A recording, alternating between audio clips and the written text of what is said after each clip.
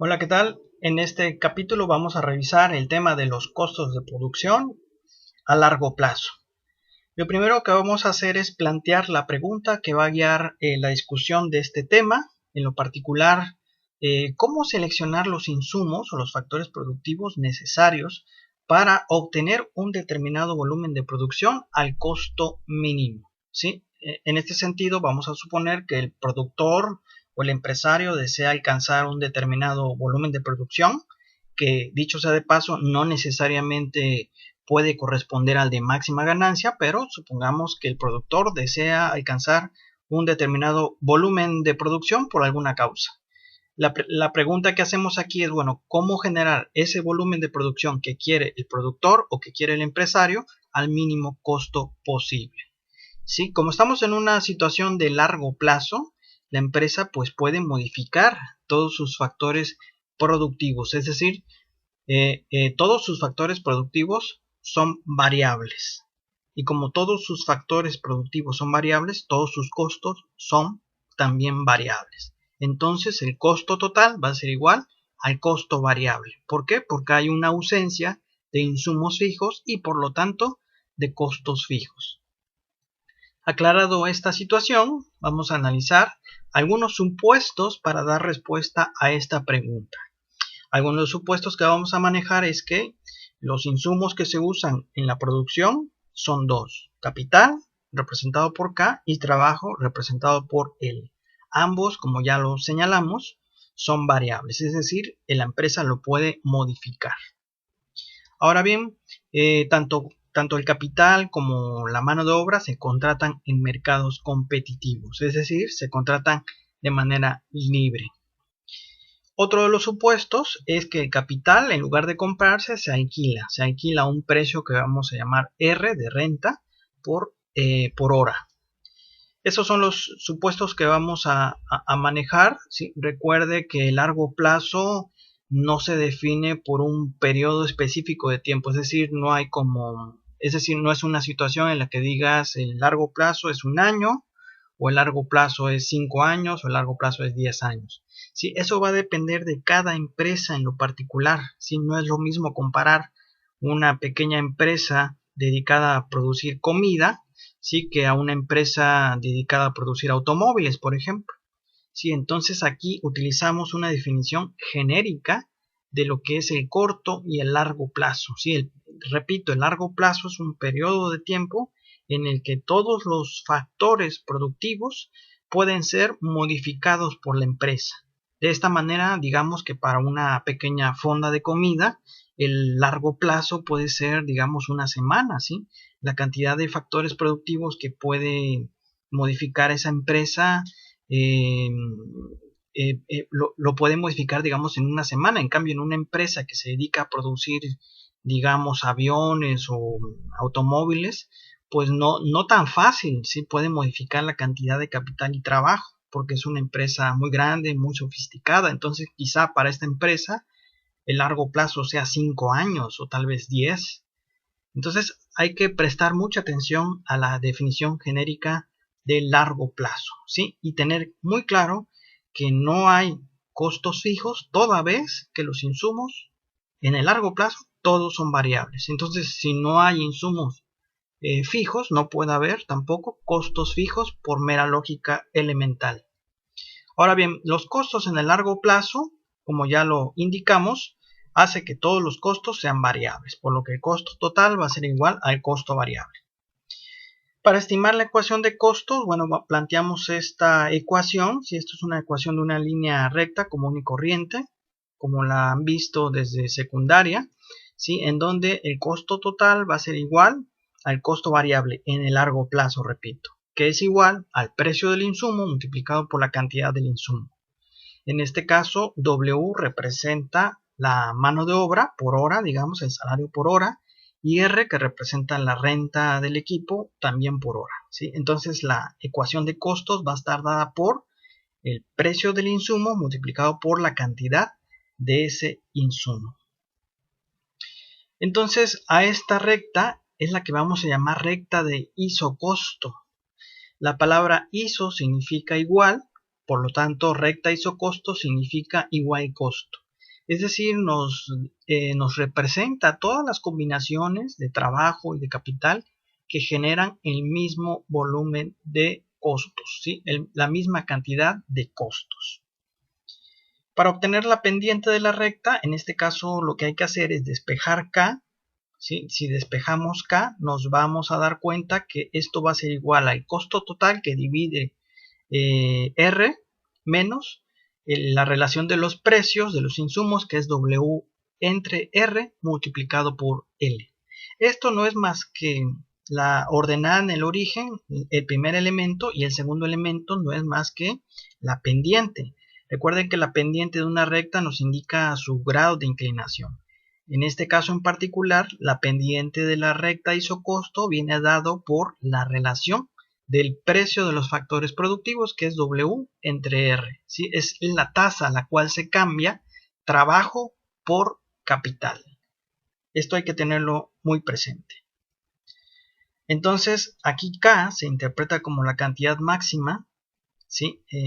Es la cantidad máxima de capital que se puede utilizar, que se puede alquilar si no se usa nada de trabajo, con un presupuesto, digamos, 7 pesos, ¿no? Determinada cantidad de inversión que tiene el empresario para adquirir trabajo y capital.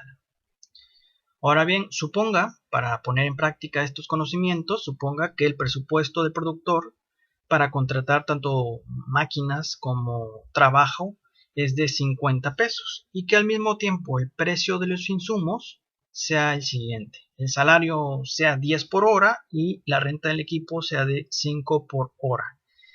Entonces, con estos datos podemos construir la ecuación de costos. Simplemente es necesario recordar que en el largo plazo los costos totales son iguales a los costos variables, que esto es igual a su vez al precio del insumo multiplicado por la cantidad de ese insumo. En este caso W por L más R por K.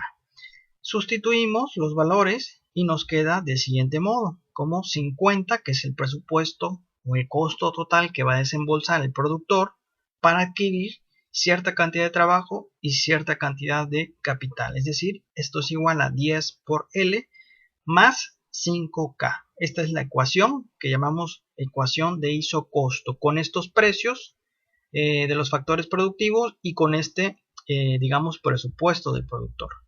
Ahora bien, si lo quisiéramos graficar, pues lo podemos hacer, si lo podemos graficar, y para ello vamos a utilizar lo que se llaman los puntos extremos. De esta manera decimos, para graficar se obtienen los puntos extremos y decimos, bueno, si el productor no contrata nada de mano de obra, ¿cuánto capital puede rentar? Y si el productor no contrata nada de maquinaria, ¿cuánta mano de obra puede rentar? Si esa es la lógica para poder obtener los puntos extremos. Vamos a hacerlo, ¿sí? De manera muy desglosada para que quede claro. ¿Sí? En el primer caso tenemos, bueno, la ecuación de los costos totales y decimos, bueno, ¿qué pasa si el productor decide no contratar nada de mano de obra?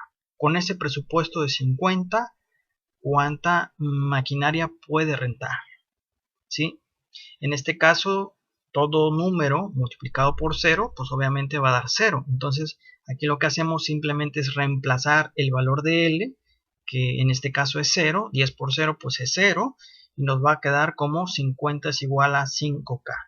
Despejamos K, un simple despeje, y nos queda como 50 entre 5. Por lo tanto, si el productor no contrata nada de mano de obra, la cantidad máxima de equipo que puede rentar es de 10, con este presupuesto de 50. Ese sería nuestro primer punto. L igual a 0, K es igual a 10. Ese sería el primer punto. Pero recuerden que para graficar una recta se necesitan 2 puntos. Entonces necesitamos ahora calcular el otro punto. Y decimos, bueno, si el productor o el empresario no contrata nada de maquinaria y equipo, ¿cuánto puede contratar de mano de obra con este presupuesto de 50?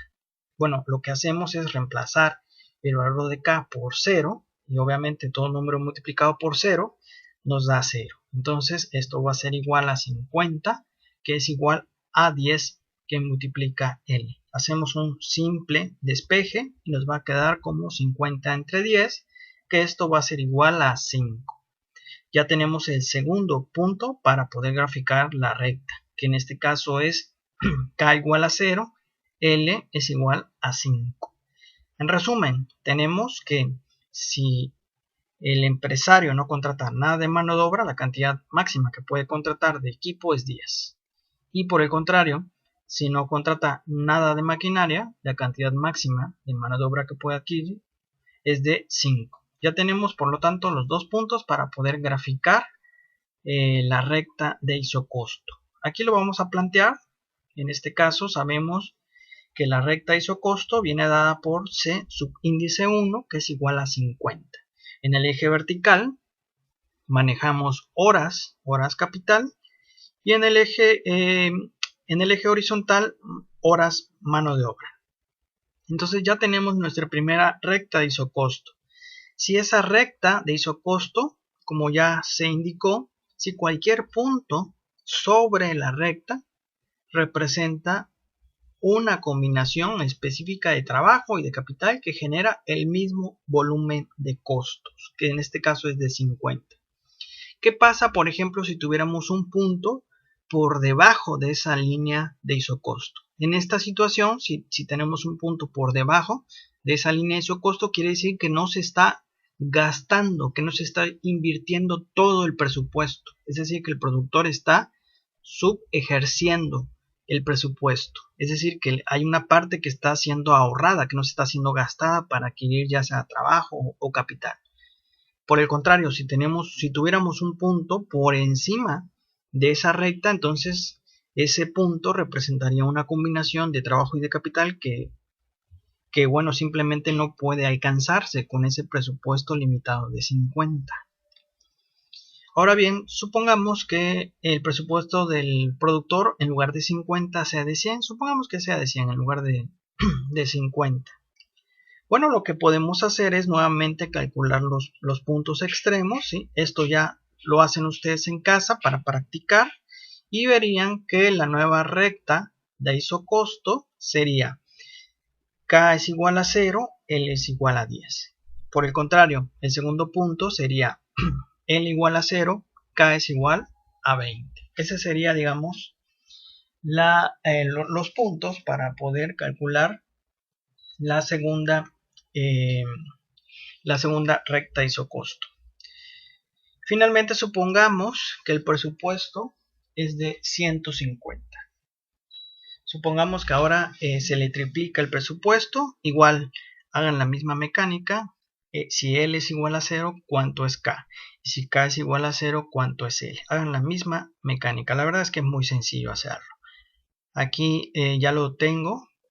Sí, eso se lo dejo para que practiquen en casa. Tendríamos los siguientes puntos extremos en donde si K es igual a 0, L es igual a 15. Y si L es igual a 0, K es igual a 30. Y obtendríamos esta curva, esta recta de isocosto que llamamos C subíndice 3, que es igual a 150. Si cualquier punto sobre esa recta de isocosto representa, insisto, combinaciones de trabajo y de capital que cuestan 150 pesos. ¿Qué sucede si cambia el precio de uno de los factores y el otro permanece constante? Bueno, pues si uno cambia y el otro permanece fijo, pues obviamente va a cambiar la pendiente de la recta de isocosto. Recuerden que la pendiente de la recta de isocosto viene determinada por la relación de los precios, que en este caso fue W entre R. ¿Recuerdan cuando despejamos K? Pues justamente esa es la pendiente de la recta de isocosto. Entonces la respuesta es: cambia el grado de inclinación de la recta o cambia su pendiente, que es lo mismo. A manera de ejemplo, suponga que R se mantiene fijo, ¿sí? En este caso igual que la vez anterior, y que el salario ahora es de 15, ¿sí? Ahora aumentó el salario, y que el presupuesto del productor sea de, digamos, de 50, es de 50 50 pesos, digamos. En este caso, con los precios originales, sería esta la recta de isocosto, ¿sí? Ya no vamos a demostrar cómo obtuvimos esa recta porque ya lo hicimos anteriormente. Entonces, bueno, ahora el salario se hizo más costoso para el empresario, para el productor, por lo tanto seguramente va a adquirir menos mano de obra porque ahora aumentó su precio, es decir, ocurre una especie de efecto sustitución. En esta situación, ¿sí? Con los nuevos precios y con este presupuesto de 50, los puntos serían: si K es igual a 0, la cantidad máxima de mano de obra que puede adquirir es de 3.3. Y si en este caso L es igual a 0, la cantidad máxima de capital que puede adquirir es de 10. ¿Cómo obtuve estos nuevos valores? Pues simplemente reemplazando estos valores en la ecuación de isocostos, ¿sí? En este caso el costo total es 50, el precio de la mano de obra ahora es 15 y el precio de la renta del equipo pues sigue siendo 5 como originalmente lo teníamos planteado. Y hacemos la misma mecánica de la vez pasada. Si L es igual a 0, K es igual a tanto. Y si K es igual a 0, L es igual a tanto. ¿Sí? Esto también los invito a que lo hagan en casa para que puedan repasar, que puedan ejercitarse y obtener esa nueva recta de isocosto que es más inclinada, es decir, se volvió más vertical, para representar que ahora puedes adquirir menos mano de obra y la misma cantidad de capital. Entonces ahí están los puntos extremos, ya se los dejo ahí para que ustedes lo hagan en casa, para que se vayan guiando. Suponga que el productor tiene de manera genérica, ¿sí?, C1 para gastar en capital y en mano de obra. Y sea C1 igual a 100, digamos que el presupuesto del productor es de 100. C1, C subíndice 1.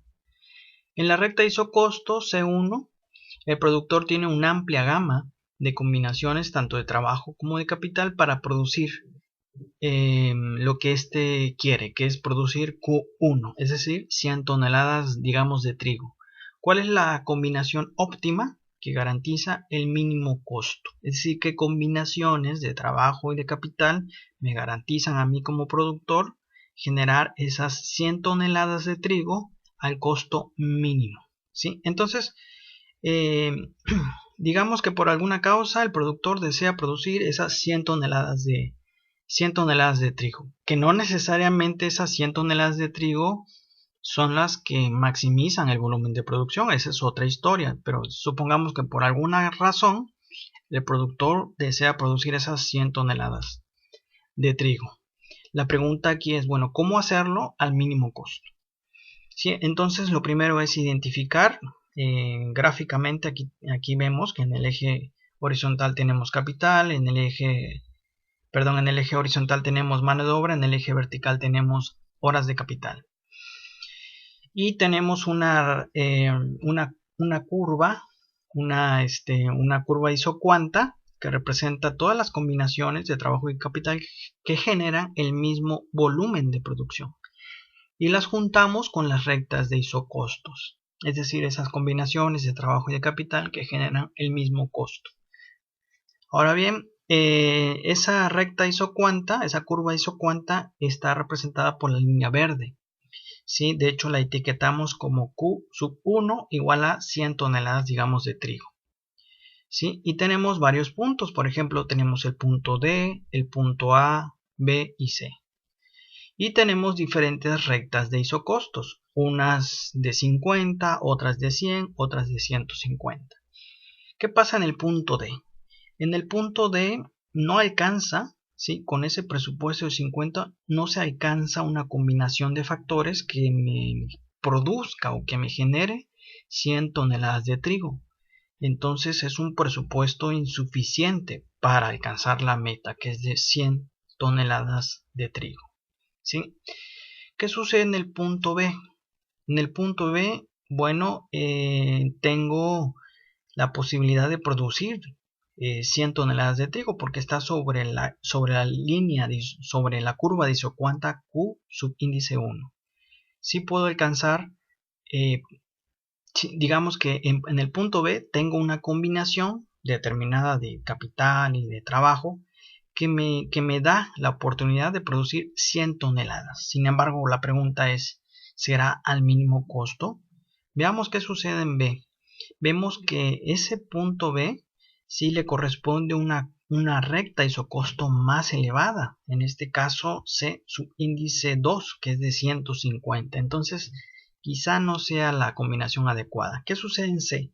En C también tengo una combinación de trabajo y de capital que genera un volumen de producción de 100. Eso sí, pero ¿será el de mínimo costo?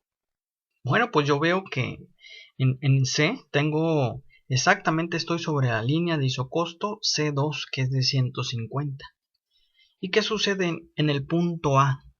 En el punto A, ¿alcanzo a producir las 100 toneladas de trigo? Sí. ¿Por qué? Porque está sobre la misma curva de isocuanta que B y C. Sin embargo, hay una diferencia importante. La recta isocosto es más baja que comparada con la B y la C. En este caso, en el punto A, la recta isocosto es más baja, es de 100. C subíndice 1 de 100. Sí me alcanza, por lo tanto, producir esas 100 toneladas y además lo hago al mínimo costo. Es decir, el punto A es la combinación de trabajo y de capital que genera el mínimo costo de producir esas 100 toneladas de trigo. Por lo tanto, como pueden ver, donde se da esa tangencia de la curva isocosto con la recta isocosto más baja posible, es en donde se logra el punto de optimización. Si recuerden que la pendiente de la curva de isocostos no es más que la relación marginal de sustitución técnica, que no es otra cosa más que el cociente de las productividades marginales del trabajo entre el producto marginal del capital. Entonces, la condición de minimización de costo para producir un volumen de producción dado es aquel en donde se da esa tangencia de la curva de isocuanta que yo quiero producir con la tangente de la curva de isocosto más baja posible, que en este caso es A. Por lo tanto, técnicamente, la relación marginal de sustitución técnica, que no es más que la pendiente de la recta isocuanta, que es igual al mismo tiempo en las productividades marginales de los factores, es igual a la pendiente de la recta de isocosto. ¿Quién es la pendiente de la recta isocosto? Como ya lo indicamos, está dada por la relación del precio de los factores W entre R. Simplificando, tenemos que esto va a ser igual a las productividades marginales de L entre la productividad marginal de K, tiene que ser igual a la relación de los precios, es decir, la pendiente de la isocuanta es igual a la pendiente de isocosto. Básicamente esa es la condición de optimización. Pues espero que este video les haya servido y nos vemos en el próximo.